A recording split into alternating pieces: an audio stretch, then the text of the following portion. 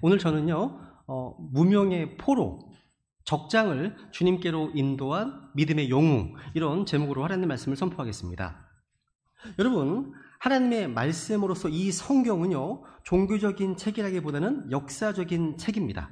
우리 인생과 밀접하게 연관되어 있는 실제적인 책입니다. 이 성경은요, 신화나 전설이 아닙니다. 성경은 인간의 죄의 문제, 고통의 문제, 죽음의 문제를 사실 그대로 있는 그대로 묘사하고 있는 너무나 실제적이고 역사적인 책입니다. 또 성경은 인간의 죄와 고통, 죽음이라는 그 근본적인 문제에 대한 해답도 제시하고 있는 창조주의 책입니다. 오늘날 많은 사람들은요, 이 성경을 자신의 인생과 아무런 상관이 없는 무슨 허무맹랑한 이야기로 생각해서 성경을 거들떠보지도 않습니다. 근데 이 성경이야말로 우리 인생의 고통의 원인으로서 그 죄의 문제, 죽음의 문제를 해결해 줄 수 있는 아주 실질적인 책인 것입니다.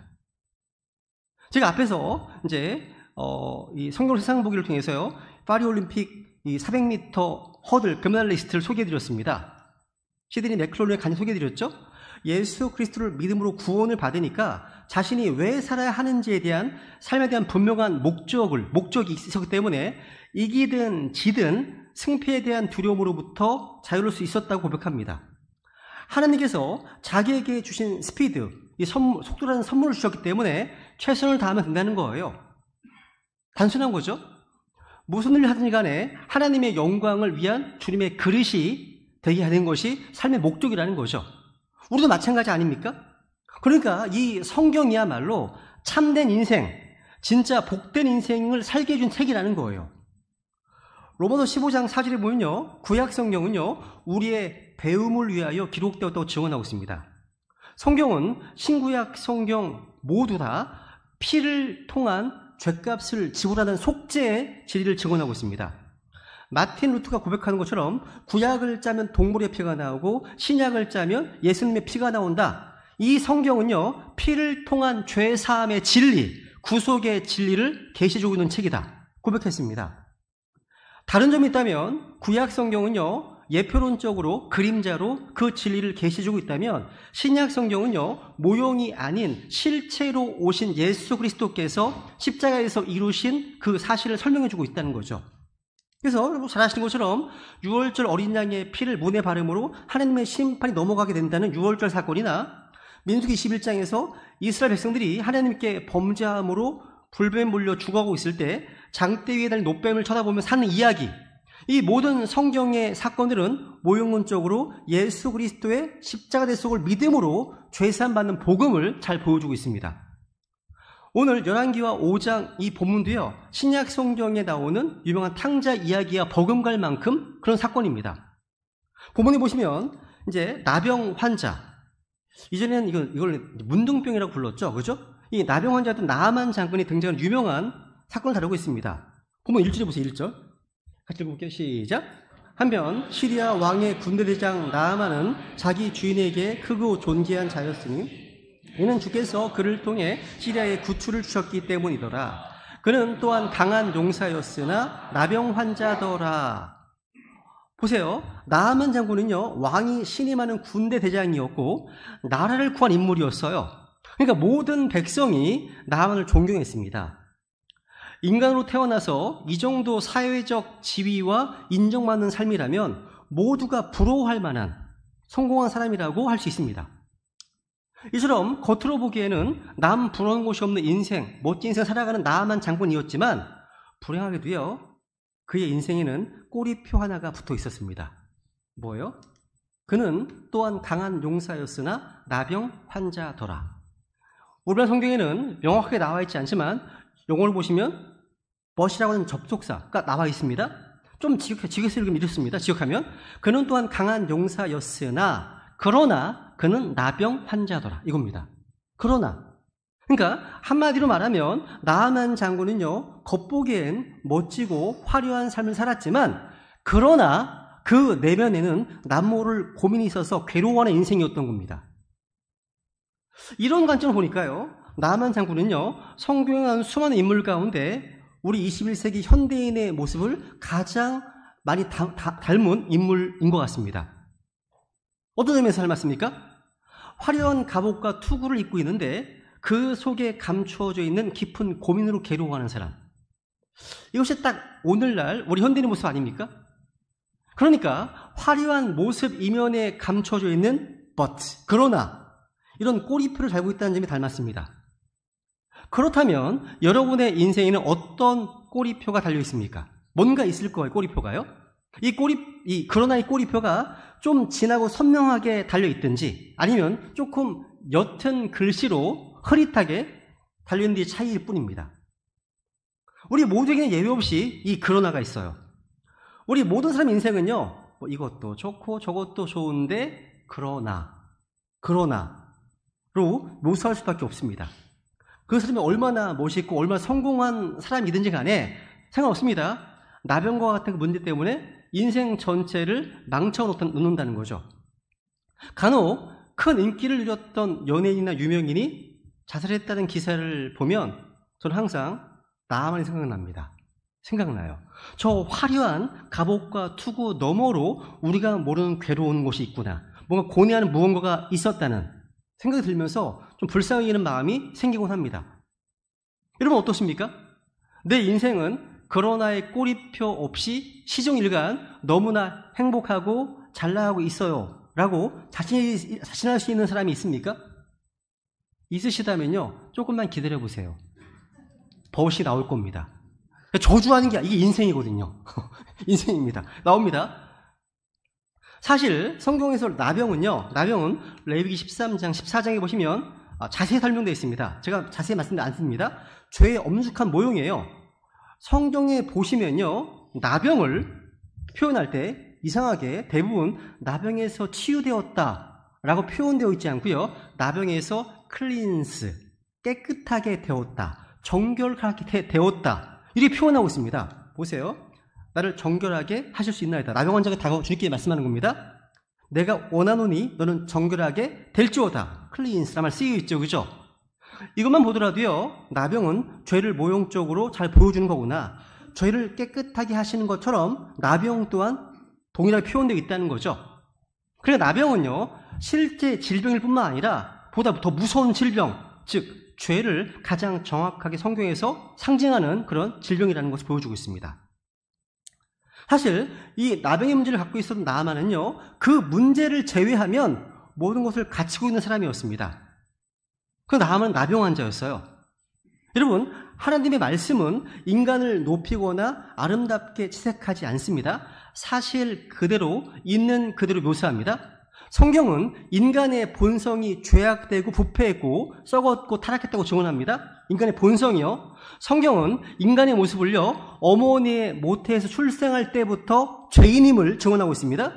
그리고 본성에 있어서 죄인임을 증언하고 있습니다. 행위를 봐도 죄인임을 증언하고 있습니다. 내가 선택한 것을 보더라도 죄인임을 증언하고 있습니다. 따라서 그 죄악된 인간 위에 하나님의 진노가 머물러 있다고 증언하고 있습니다. 성경은 구원받지 못한 죄인들을 영적으로 문둥병자이고 악하고 더러워서 하나님 앞에 설 수가 없고 하나님의 생명에서 떠나 있는 모습으로 선언하고 있습니다. 여러분이요, 이 세상에서 아무리 잘 나가고 뛰어난 위치에 있다 하더라도요, 하나님 앞에서 어떤 존재라는 거예요? 하나님 앞에서는요, 더러운 나병 환자라는 겁니다.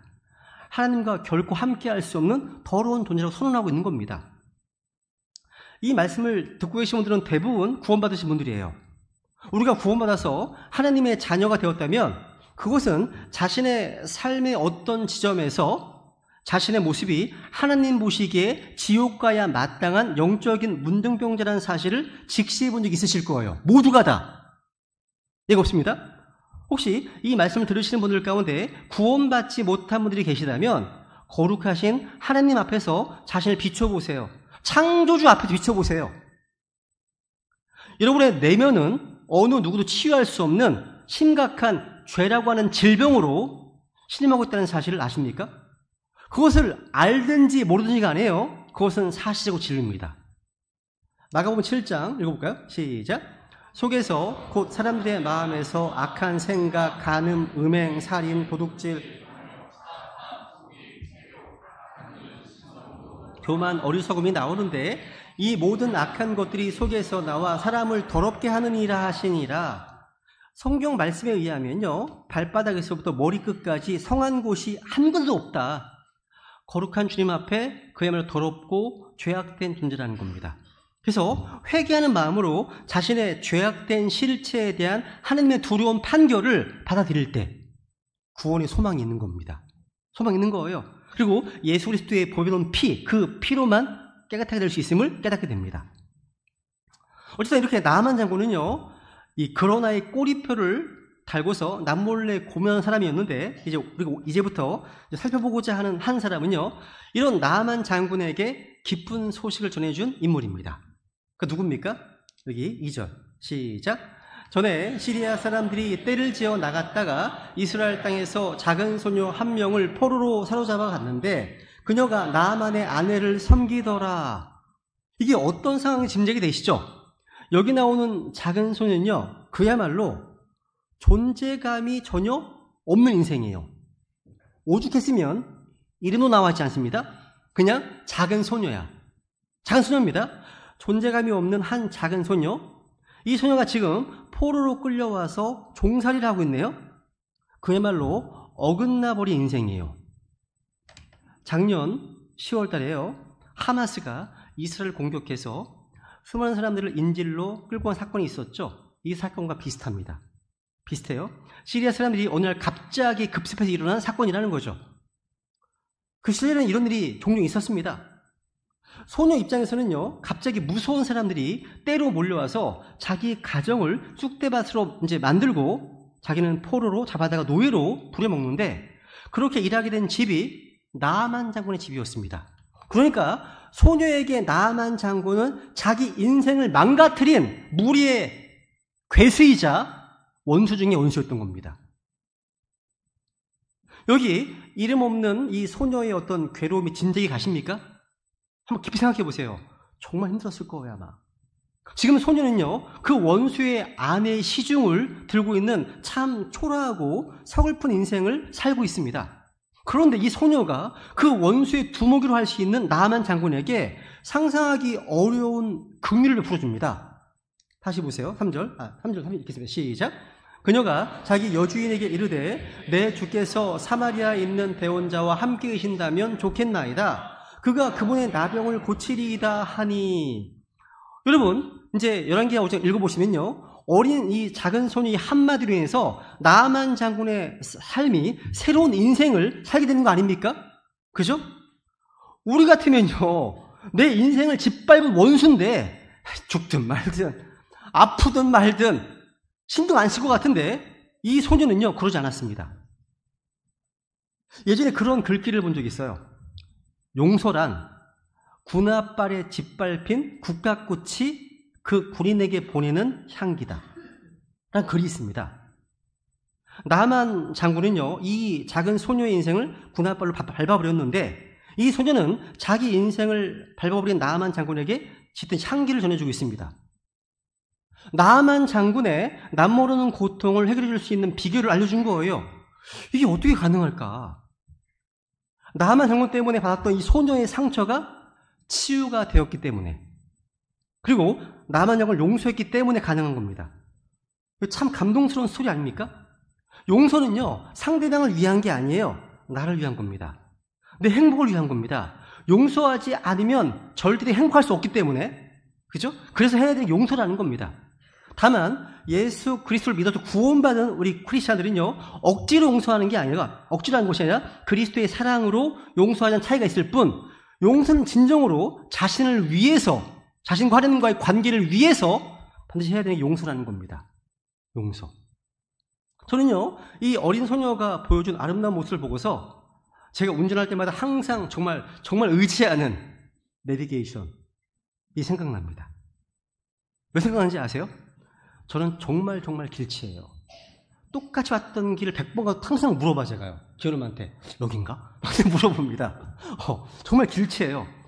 저는 운전할 때마다 내비게이션이 너무 감사가 돼요. 어느 때부턴가요, 운전할 때 전에 없던 실수를 종종 해요.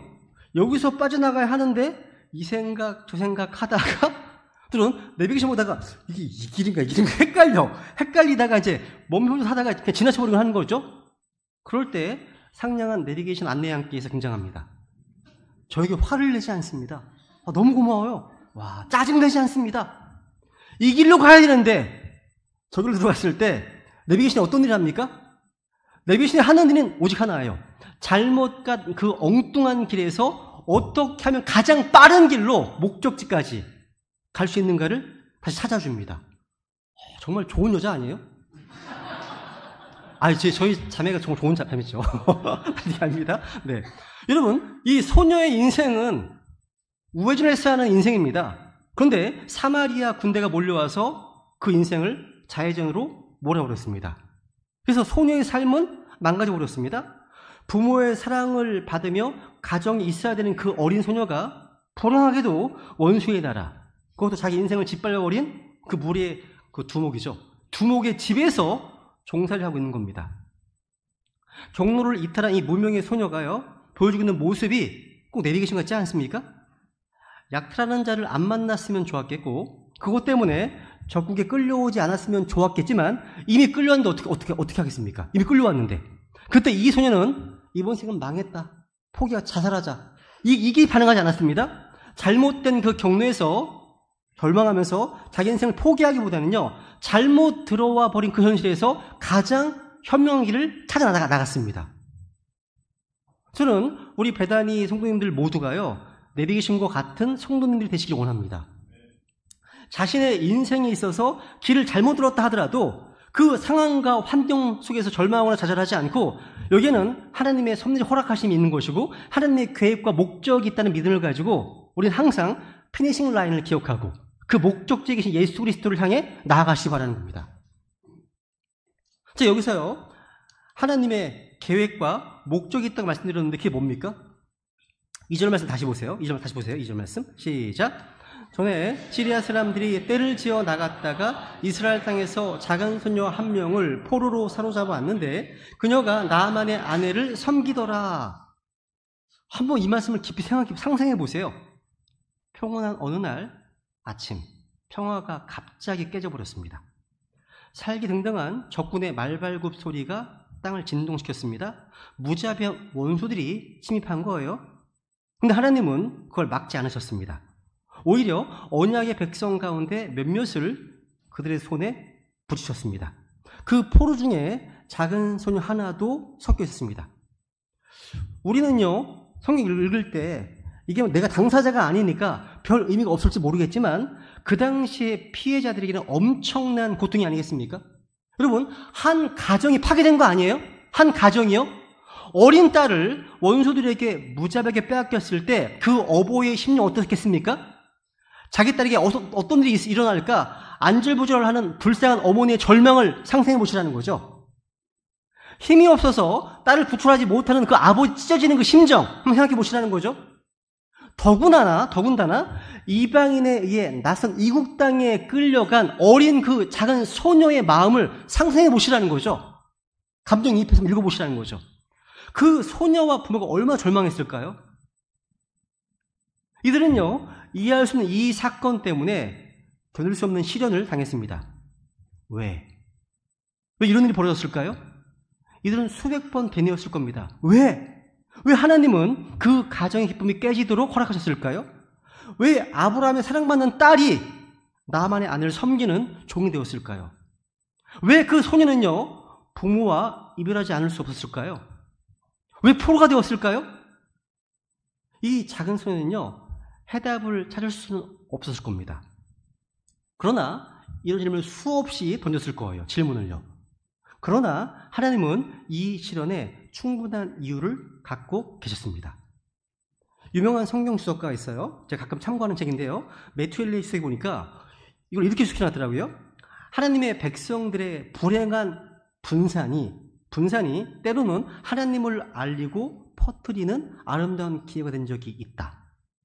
그러면서 인용한 말씀이 사도행전 8장입니다. 8장에 보시면 그때 예루살렘에 있는 교회에 대적하는 큰 핍박이 있어. 교회에 큰 핍박이 있었죠? 그 아래 보시면, 사진에 보시면 널리 흩어진 자들이 각처로 다니며 말씀을 선포하였는데 라고 되어 있습니다. 연결되지 않으세요? 여러분, 이 세상에는요, 아무것도 우연이 없습니다. 이 작은 이스라엘 소녀로 하여금 나아만 가정의 일원이 되게 허락하신 분은 하나님이셨는데 왜 그랬을까요? 이 소녀는요, 나아만의 나병 치유에만 관련되어 있는 것이 아니라 나아만을요, 이스라엘의 주 하나님께로 돌이키게 되는 그의 회심을 위해서라는 거예요. 여기에 우리가 마음 깊이 새겨야 될 중요한 교훈이 있습니다. 하나님께서는요, 우리 삶에 스며드는 고통스럽고 이해하기 힘든 시련들 그 배후에 하나님의 그 지혜롭고 선하신 이유를 갖고 계시는구나. 근데 그 시련을 주시는 그 특별한 이유는요, 시련이 닥치는 그 당시에는 우리에게는 감춰져 있습니다. 우리가 그냥 답을 알고 있다면 우리의 믿음과 인내를 연단시킬 수가 없겠죠. 그죠? 여러분, 인간적으로 보면 이 소녀는요, 가정으로부터 자신을 포로로 사로잡아간 사람들에게 적개심을 품고 나아만을 미워하고 나아만이 나병으로 고통받는 것을 내심 기뻐했어야 옳았을 겁니다. 그런데 이 이스라엘 소녀는요, 자신을 포로로 사로잡아갔던 그 나아만을 미워하기보다는요, 도리어 그의 건강을 염려하고 있고 그의 안위를 걱정했습니다. 정말 놀라운 내비게이션 소녀가 아니겠습니까? 놀랍습니다. 이 소녀와 여러분들 한번 비교해 보세요. 하나님께서 여러분이 원하지 않고 여러분이 전혀 좋아하지 않는 상황 가운데로 인도하실 때 여러분 어떻게 반응하셨습니까? 우리 속에 저항감, 불평, 환경에 대한 불평으로 가득 차지 않으십니까? 이 소년이야말로요, 전혀 마음에 맞지도 않고 가장 험난한 상황에 처한 경우 아닙니까? 근데 하나님을 원망하지도 않았고 자기를 포로로 사로잡아간 그 나아만을 미워하지도 않았다는 사실. 도리어 이 소년은요, 이스라엘 주 하나님을 충실히 증언했고요, 나병에 걸린 자신의 주인을 향해서 염려를 가졌다는 사실. 놀랍습니다, 저는요. 여기서 이제 한 가지 더 살펴볼 곳이 있습니다. 여기 열왕기하 5장 3절에 보세요. 3절 다시 보세요. 시작.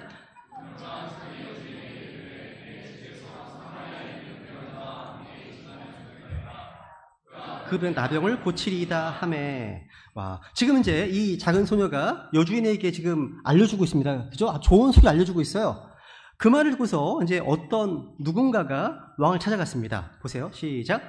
한 사람이 들어가 자기 주에게 고하여 이르되 이스라엘 땅에서 온 소녀가 이러이러하게 말하였나이다 하니라.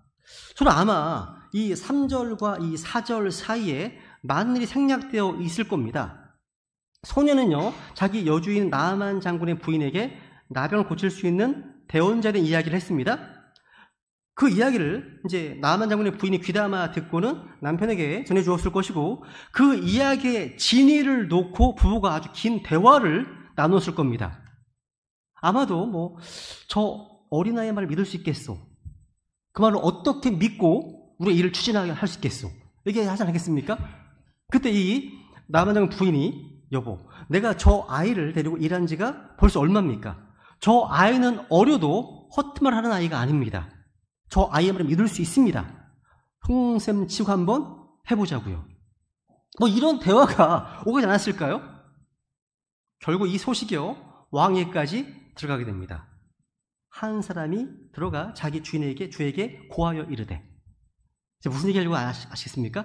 평소에 이 아이가요, 주인 부부에게 절대적인 신뢰를 얻지 못했다면 나아만 장군은 절대 움직이지 않았을 겁니다. 작은 소녀가 하는 얘기잖아요, 지금요. 그죠? 이런 면에서 우리가 이 어린 소녀에게 얻어야 되는 정말 중요한 교훈이 있어요. 평소 우리의 삶이요, 좋은 간증을 보여주는 삶, 다른 말로 신뢰를 얻는 삶이어야 한다는 거예요. 그러니까 여러분, 예수님, 우리 크리스찬들이요, 그리스도의 복음을 전해야 되는데, 그 복음은 예수님께서 십자가에 죽었다가 삶에 다시 부활하셨다고 하는 그 내용이잖아요. 세상 사람들이 가진 상식으로는 믿을 수 없는 내용을 담고 있어요. 그렇지 않습니까? 전해야 되는 내용이 믿기 어려운 내용일수록 그 말을 전하는 사람은 더욱 신뢰를 얻어야 돼요. 나를 신뢰해야지 내가 믿는 예수 믿죠. 그죠? 그러니까 우리는 뭐 해야 돼요? 정직해야 되는 겁니다. 정직한 삶을 살아야 복음을 능력 있게 전할 수 있는 겁니다. 그런데 재미난 사실은요, 신약 성경에서 정직이라는 말씀을 증언한 성경은 킹제임 성경밖에 없습니다. 개역 성경을 믿는 어떤 목사님께서요, 신약 성경에 정직이라는 말이 한 번도 나오지 않는 것을 이상히 여기면서 정직하라, 이 설교를 할 수 없다고 고백합니다. 여러분, 개역 성경, 개역 성경에는요, 정직이라는 말이 한 번 나오지 않습니다. 정말 기가 막힌 거 아니에요? 여러분, 킹제임 성경 보세요. 킹제임 성경 보시면요, 모든 사람 눈앞에서 정직한 일들을 예비하라. 낮이하듯이 우리가 정직하게 걷고, 오히려 정직하지 못한 숨겨진 일들을 버리고, 읽어볼까요? 아래 시작. 주의 눈앞에서뿐만 아니라 사람들의 눈앞에서도 정직한 일들을 예비하노라. 정말 없습니다. 여러분, 정직하지 못한 사람들은 크리스찬의 삶을 사는 것이 아닙니다. 근데 오늘 본문의 작은 소녀는요, 정직하고 좋은 간증을 보여주는 삶을 살았다는 거예요. 그러니까 움직이죠. 그죠? 이런 점에서 본다면요, 어린 나이에 이집트에 팔려간 요셉과 오늘 본문의 작은 소녀는요, 닮은 부분이 많아요. 자기 의지가 아닌 타의에 의해서 남의 나라에 끌려간 것도 공통점이고요. 또 그렇게 끌려간 타국에서 주인의 신뢰를 얻었다는 점도 공통입니다. 보세요. 요셉에 대한 보세요. 시작. 요셉이 그의 눈앞에서 은혜를 입어 그를 섬기매 그가 요셉을